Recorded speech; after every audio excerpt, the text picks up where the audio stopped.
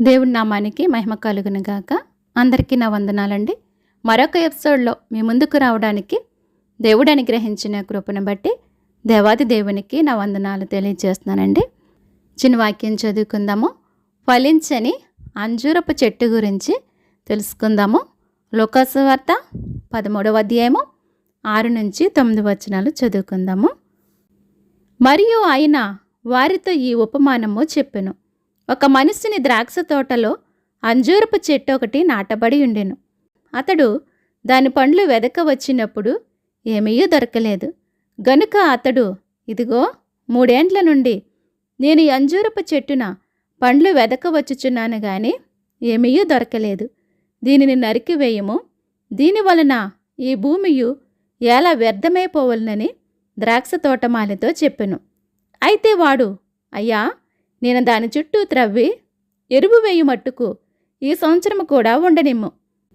అది ఫలించినా సరే, లేని ఎడల నరికించి వేయమని అతనితో చెప్పెను. ఆయననగా మన ప్రభువైన యేసుక్రీస్తు అక్కడ ఉన్నటువంటి వారితో ఉపమానము చెబుతున్నాడు. ఏమని? ఒక మనిషిని ద్రాక్ష తోటలో అంజూరపు చెట్టు నాటబడిందంట. ఏమి నాటబడిందంట? అంజూరపు చెట్టు ఒకటి నాటబడిందంట. ఆ చెట్టు ఎలా ఉంది? ఫలించలేని స్థితిలో ఉందంట. ఒక మనుష్యుడు అనగా తండ్రి అయిన దేవుడు, ద్రాక్ష తోట అనగా ఈ భూలోకము, అంజూరపు చెట్టు అనగా ఒక మనుష్యుడు.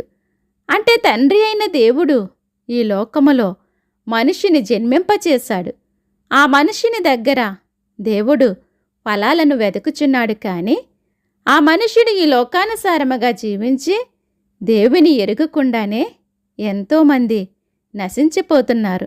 దేవుడు 3 ఏండ్ల నుండి అంజూరపు చెట్టున, అంటే ఆ మనిషిని దగ్గర ఫలాలను వెతుకుచున్నాడు. కానీ ఏమి కనబడలేదంట? ఫలాలు కనబడలేదంట. అప్పుడు దేవునికి ఏమి వచ్చింది? కోపం వచ్చింది. దేవుడు ఏమంటున్నాడు? దీనిని నరికివేయము అంటున్నాడు. 3 ఏండ్లంటే 1 బాల్యకాలము, 2 యవ్వన కాలము, 3 నడిప్రాయము. అయితే దేవుడు దీనివలన ఈ భూమి ఎలా వ్యర్థమైపోవలనని ద్రాక్ష తోటమాలితో చెబుతున్నాడు. ద్రాక్ష తోటమాలి అనగా మన ప్రభువైన యేసుక్రీస్తు. అంటే ఆ మనిషిని వలన ఏమి వ్యర్థమైపోతుందంట? భూమి వ్యర్థమైపోతుందంట. ఎవరైతే భయం లేకుండగా ఇష్టానుసారముగా జీవించేవారిగా ఉంటారో వారందరిపైన దేవుని ఉగ్రత వస్తుందని దేవుడు తెలియచేస్తున్నాడు. దేవుడు బాల్యకాలము నుండే మనుషుడు ఫలించాలని ఆశపడుతున్నాడు. బాల్యకాలములో ఫలించకపోతే యవ్వన కాలమందైనా ఫలించాలని చూస్తున్నాడు. యవ్వన కాలములో ఫలించకపోతే నడిప్రాయములోనైనా ఆయనలో ఫలించాలని ఎదురు చూస్తున్నాడు. అప్పుడు కూడా దేవుని తెలుసుకోకుండా ఉంటే దేవుని కోపము వారి మీదకి వస్తుందని దేవుడు తెలియచేస్తున్నాడు. దేవుని కోపము నుండి తప్పించబడాలంటే ఆయన మాటకు లోబడి జీవించేవారుగా ఉండాలి. దేవుని తెలుసుకుని కూడా ఆయన మార్గములో జీవించకపోతే వారిపైన కూడా దేవుని ఉగ్రత వస్తుంది. మన ప్రభువైన యేసుక్రీస్తు ఏమంటున్నాడు? అయ్యా, ఈ సంవత్సరము కూడా ఉండనేమో అంటున్నాడు. ఈ సంవత్సరం అనగా వృద్ధాప్యము. అది ఫలించినా సరే, లేని ఎడల నరికించి వేయమని దేవుణ్ణి వేడుకుంటున్నాడు. ఫలించలేని మనుషులు ఎవరైతే ఉన్నారో వారి నిమిత్తము మన ప్రభువైన యేసుక్రీస్తు తండ్రిని వేడుకుంటున్నాడు. వృద్ధాప్యములో అయినా దేవుని తెలుసుకుని జీవిస్తే ఆ పరలోకానికి చేరుకుంటారు. లేకపోతే నిత్యాగ్నిలోనికి వెళ్ళిపోతారని దేవుడు తెలియచేస్తున్నాడు. రక్షించబడిన ప్రతి ఒక్కరూ దినదినము దేవునిలో అభివృద్ధి చెంది జీవించాలి. రక్షణ లేనివారు రక్షించబడాలని దేవుడు తెలియచేస్తున్నాడు. మరి ముఖ్యముగా యవ్వన బిడ్డలు వారి జీవితాలు ఏ విధముగా ఉన్నాయో ప్రతి ఒక్కరు కూడా పరిశీలించుకోవాలి. ఒకవేళ నీ జీవితము దేవునికి ఇష్టముగా లేకపోతే ఆ శిక్ష నుండి నీవు తప్పించుకోలేవు. కాబట్టి ఇప్పుడైనా మార్పు చెంది జీవిస్తే నీకు పరలోకము, లేకపోతే నరకము. ఆ నరకాగ్ని నుండి తప్పించబడాలని దేవుడు కోరుకుంటున్నాడు. ఒకవేళ నీ జీవితము దేవునికి ఇష్టముగా ఉంటే నీవు ధన్యుడవు, ధన్యురాలివి.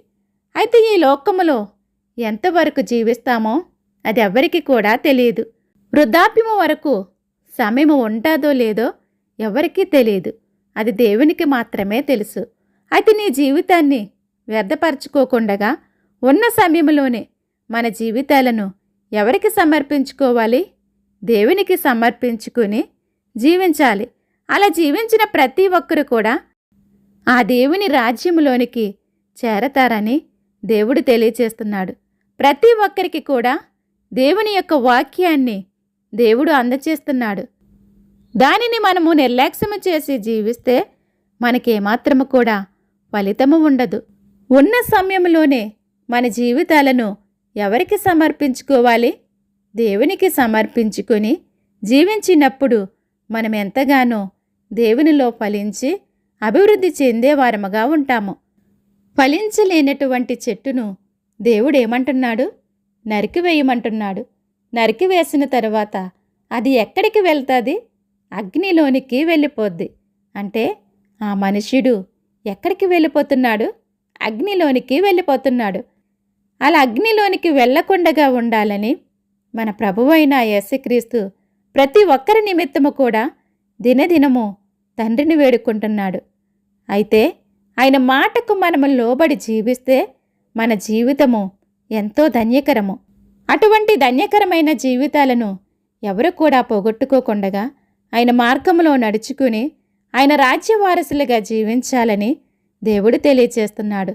అలా ఎవరైతే జీవిస్తారో వారందరిపైన దేవుడు కృపను అనుగ్రహించే దేవుడిగా ఉన్నాడు. ఆ పరలోక రాజ్యానికి వారసులుగా చేర్చుకునే దేవుడిగా ఉన్నాడు. కాబట్టి ప్రతి ఒక్కరు కూడా ఆ శిక్ష నుండి తప్పించబడాలని, ఫలించలేనటువంటి మానవుడుగా ఎవరు కూడా జీవించకుండగా ప్రతి ఒక్కరు కూడా దేవునిలో ఫలించి ఆయనలో ముందుకు సాగిపోవాలని ప్రభువు నామాన్ని బట్టి మీకు అందరికీ తెలియజేస్తున్నాను. దేవుడి కొద్ది మాటలను దీవించి ఆశీర్వదించునుగాక. ఆమేన్. దేవుని చిత్తమైతే మరొక ఎపిసోడ్లో కలుసుకుందాం. మీ ప్రార్థన అవసరతలు ఏమైనా ఉంటే మాకు తెలియచేయండి. మీ కొరకు తప్పక ప్రార్థించే మీ సహోదరి. May God bless you all. దేవుడి మిమ్మును మీ కుటుంబాలను సకల సమృద్ధిగా దీవించి ఆశీర్వదించునుగాక. ఆమేన్.